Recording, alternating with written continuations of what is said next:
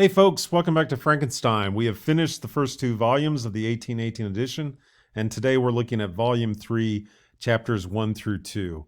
We left off last time in volume 2, chapter 9, with a deal with the devil in which the creature makes an offer to Victor. You want to get rid of me, you want me gone, you never want to see me again, then make me a she. Make me a female monster, make me a female creature. I will be with her, I'll be happy, I won't be miserable, and thus I won't do anything violent anymore. If you do that, I'm gone. Victor ponders that decision and eventually decides, in the name of justice for the creature and for mankind, that he'll go ahead and do it. He will make a female monster or creature. Now, what was interesting is that there's many things interesting there, but towards the end of their discussion in chapter 9, the creature promises him that he will watch his progress. I shall watch their progress, the progress of the labors, with unutterable anxiety and fear not, but that when you are ready, I shall appear. And so the creature promises that he'll be around. And indeed, Victor has that sense, as you'll do today's reading. Victor has made the decision. He's going to create the creature, which causes him to return to science.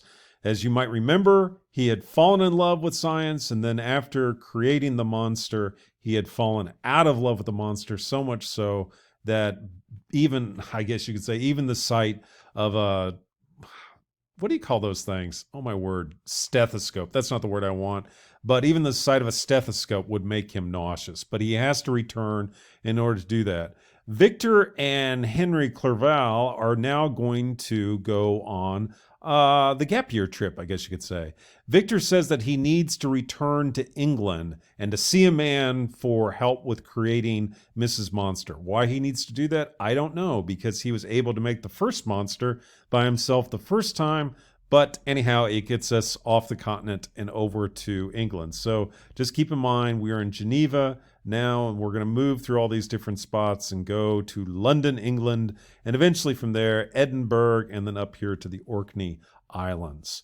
Now, his father misinterprets his gloominess. Alphonse misinterprets Victor's gloominess as something to do with Elizabeth, like maybe he doesn't like Elizabeth. But that isn't the case. Victor is in love, but he needs time. Oh, my friends, Victor keeps asking for time in his relationship with Elizabeth, it seems. I know he never has asked before. I guess I'm exaggerating. But anyhow, he's been gone for 6 years, so he's back. He's back for a few months, and now he wants to be gone for 2. 8 years. That, my friends, is the world's longest engagement. So you might compare, if you're looking for a paper topic, you might compare Victor and Elizabeth's relationship with other relationships in the novel, like Alphonse and Caroline, his mother and father, or Safie and Felix, the de Lacy family, who do get married. Or even, this might be a stretch, but you could look at the Monster and Mrs. Monster. You'll have to see how that one turns out before you decide whether you want to do that one.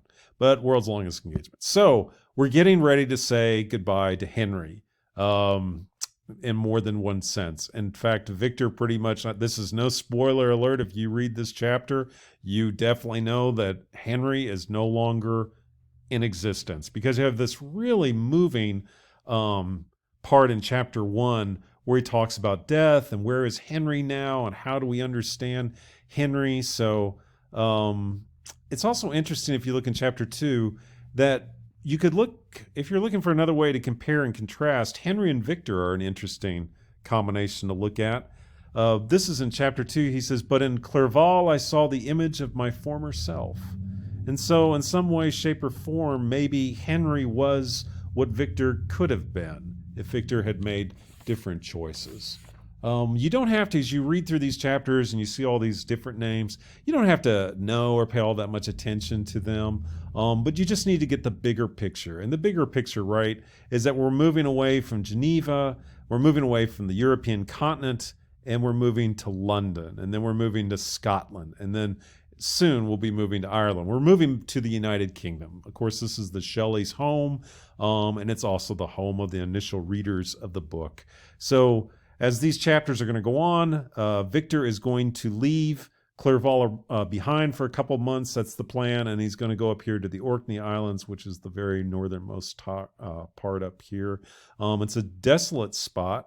It's beautiful, but not a lot of stuff grows up there. You can read this description of it, which is kind of funny. He says, on the whole island, there were but 3 miserable huts, and one of these was vacant when I arrived. So the big picture, again, is to think about him going all the way from home and family and friends, basically going about as far north as he possibly can up here to the Orkney Islands. It's the picture, again, of him isolating himself. Henry could have gone with him. He says, no, I'll see you in 2 months. So Victor had made the creature in an apartment in the middle of a German college town, and he'll now make the creature's wife in the middle of nowhere, in the middle of desolation, and perhaps that has a meaning to it as well. How he does this stretches the imagination a little bit, right? I mean, how did he get those parts on that island without anybody noticing? There's some interesting things like that you could ponder, but they're never addressed in the novel itself. Most importantly, he again has that sense that he's not alone, that the creature has followed him, and indeed we'll see that take place. So that's enough for today. Y'all have a good one. Bye.